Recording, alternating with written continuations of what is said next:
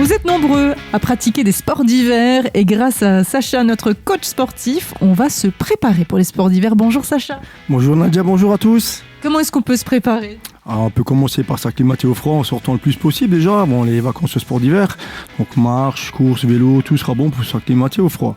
Pour l'entraînement, on fera donc du renforcement musculaire pour entraîner les muscles sollicités et du travail cardiovasculaire pour améliorer un peu sa capacité d'oxygénation, sachant qu'en altitude et avec le froid, la respiration elle est moins efficace.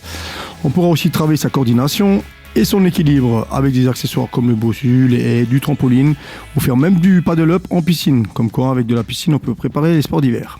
Concernant le renforcement musculaire, il faut travailler les cuisses, notamment squat et fente, mais aussi les ischio-jambiers, c'est-à-dire les muscles qui sont derrière la cuisse.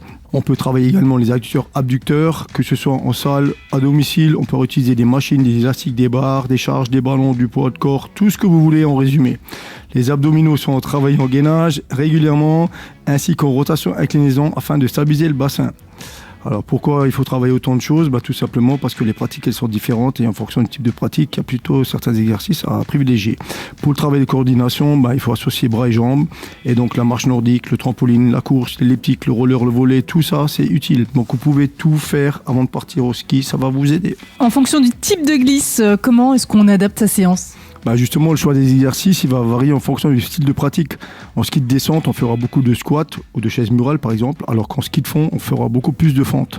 Pour le snowboard, on pourra travailler son équilibre, notamment avec le bossu ou avec toute chose qui vous permet de travailler l'instabilité.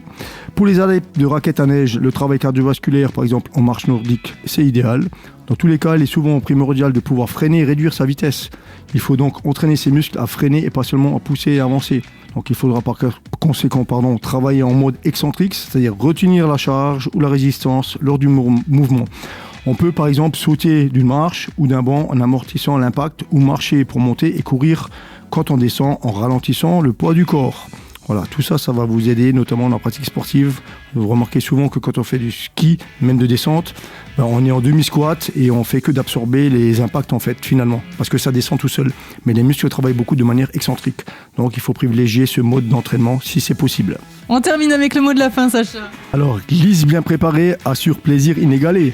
Merci beaucoup, Sacha. Je te souhaite de bonnes vacances, bon sport d'hiver à toi et à très vite. Bon week-end à tous, bye bye.